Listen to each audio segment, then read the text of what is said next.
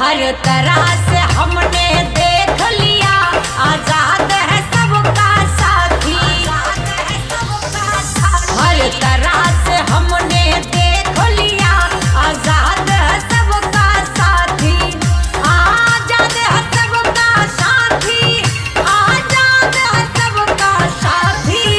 हर तरह से हमने देख लिया, आजाद है सबका साथी।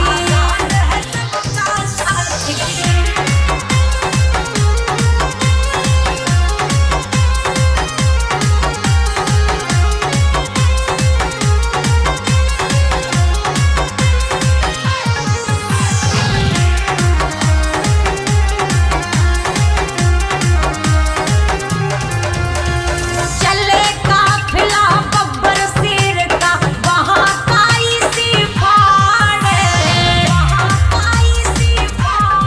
नीला नीला होए एरिया, कोई न सांस निकाले। चले काफिला बब्बर शेर का, वहाँ का इसी फाड़। नीला नीला होए एरिया, कोई न सांस निकाले। बहुजन खातिर लड़े हर समय, अड़ा देते हैं छाती। हर तरह से हमने देख लिया, आजाद है सबका साथी। हर तरह से हमने देख लिया, आजाद है सबका साथी।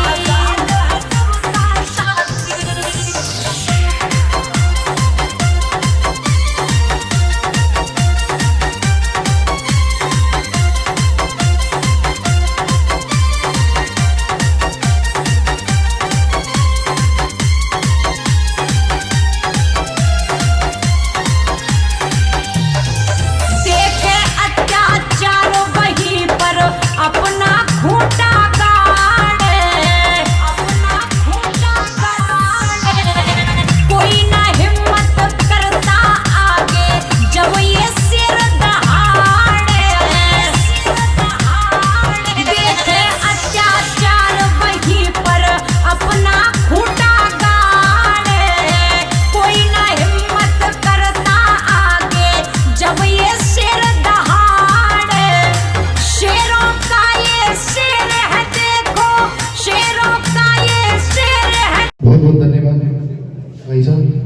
सबसे पहले तो मैं आप सभी लोगों की तरफ से इस इतने खूबसूरत कार्यक्रम को आयोजित करने वाले भाई साहब और सम्मानित भाई साहब राधेश्याम जी बेरवा और तमाम मंच पर उपस्थित सभी का धन्यवाद देता हूं आप सभी की तरफ से।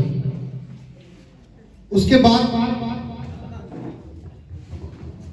आप सभी की जो गरिमामयी उपस्थिति है उसको प्रणाम करता हूं।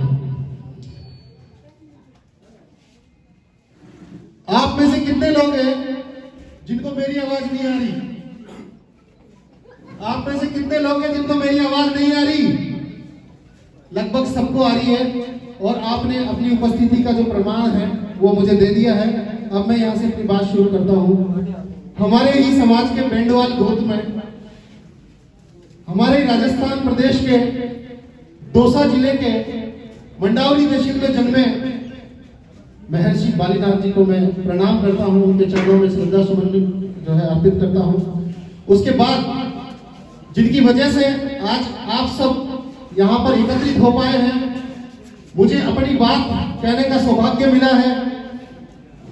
परम पूज्य बोधिसत्व विश्व रत्न डॉक्टर बाबा साहेब भीमराव अंबेडकर को उनके चरणों में मैं श्रद्धा सुमन अर्पित करता हूं। आप सभी को एकत्रित एक जगह पर करने का काम जो समाज के हमारे प्रबुद्ध जन कर रहे हैं, जो लोग मुझे अपेक्षा रखते हैं किसी राजनीति की बात की, उनसे मैं माफी चाहूंगा। मैं इस तरह की कोई बात नहीं करूंगा, क्योंकि मैंने आपके आयोजक महोदय जिन्होंने मुझे इनवाइट किया था, मैंने पहले ही कह दिया था कि राजनीति को मैं 36 दिनों से जानता हूं, मात्र 36 दिनों से, लेकिन मैं समाज को 36 सालों से जानता हूं, जिसकी वजह से मैं आज यहाँ खड़ा हूं। जैसा बहन जी ब्रिजेश जी ने आपको बताया कि आपको सबसे पहले अपने घर से शुरुआत करनी होगी, महिलाओं को आगे लाना पड़ेगा।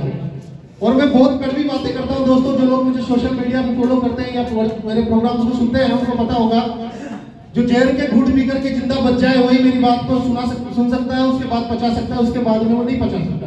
ये ध्यान रखिए।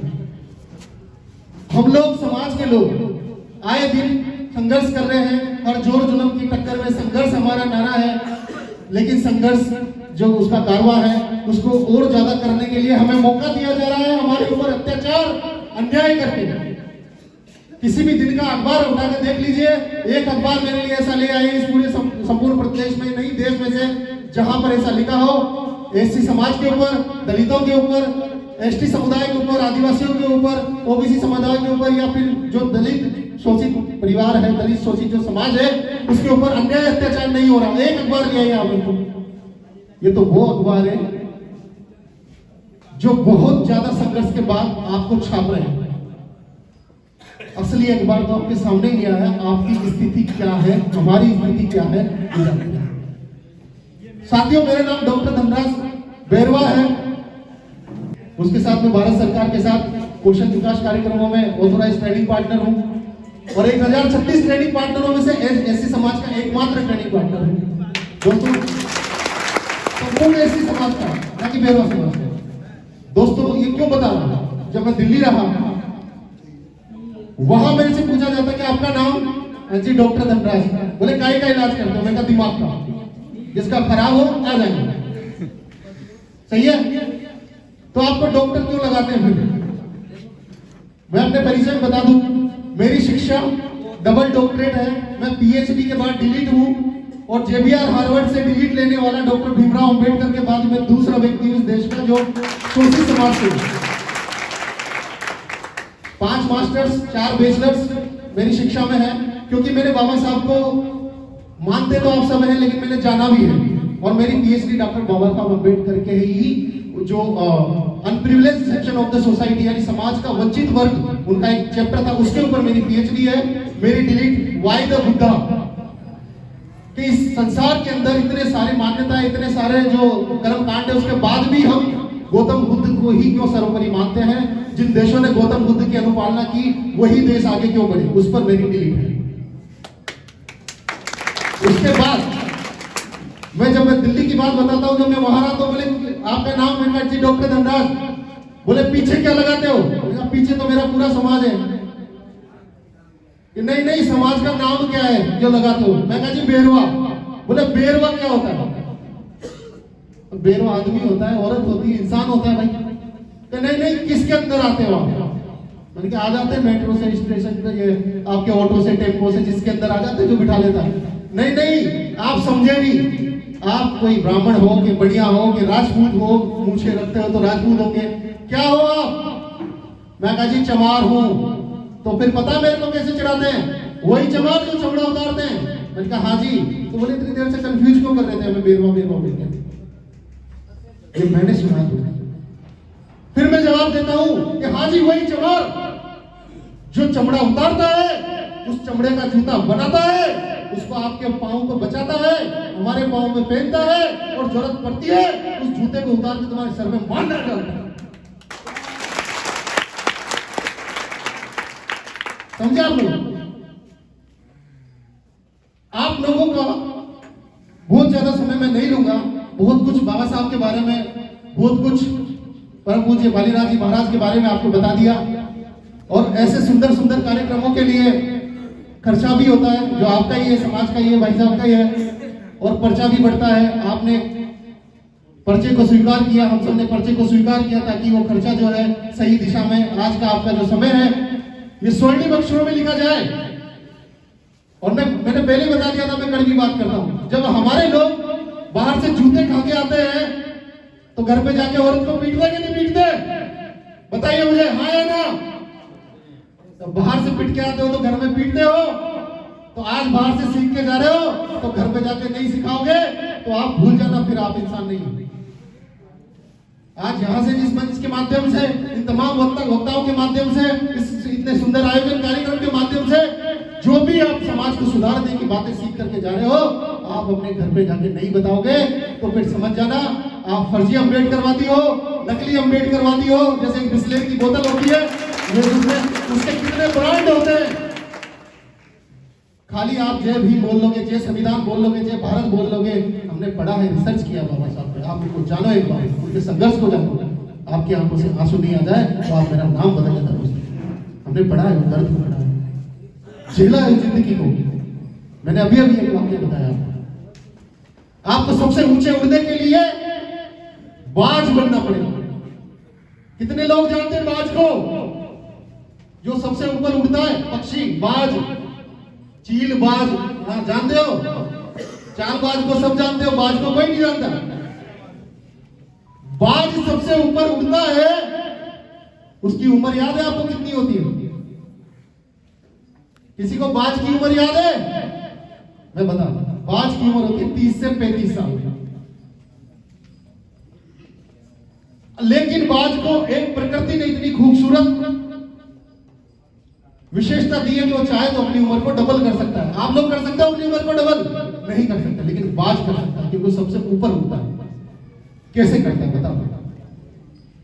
बाज जब बूढ़ा हो जाता है 30 से 35 साल की उम्र में, तो बाज के जो पंख है ना वो बढ़ जाते हैं उड़ने के, और उसकी जो चोंच है वो आगे बढ़ के सकती कि ऐसे यूं उड़ जाती है। तो ना तो वो खाना खा पाता है, ना वो अपने पंखों से उड़ पाता है। उन बाजों में से कुछ बाज ऐसे होते हैं जो संघर्ष का रास्ता चुनते हैं, और वो बाज एकांत में जाते हैं, पहाड़ों में जाते हैं, जैसे महर्षि बालीनाथ जी ने। वहां जाकर के सबसे धारदार कोई पत्थर ढूंढता है बाज, उस पत्थर से रगड़ रगड़ के जो अपनी चोंच आगे ऐसे मुड़ी होती ना, उसको सीधी करता है, तोड़ लेता है दोस्तों अपनी चोंच को। उस चोंच को तोड़ने के बाद वो बाज अपने पंखों को खींचता है, अपनी चोंच से पकड़ के, जो बढ़ जाते हैं, बड़े हो जाते हैं। जब उनको खींचता है तो बाज लहूलुहान हो जाता है, खून निकलता है उसके पूरे शरीर से, फड़फड़ाता है, चल नहीं पाता, उस दर्द को सहन करता है वो। लेकिन जब उसके पंख छोटे हो जाते हैं, चोंच छोटी हो जाती है, तो वापस से खाना स्टार्ट करता है, चुग्गा स्टार्ट करता है, उड़ना स्टार्ट करता है। वो गिरता है, फिर समझता है, फिर गिरता है, फिर समझता है।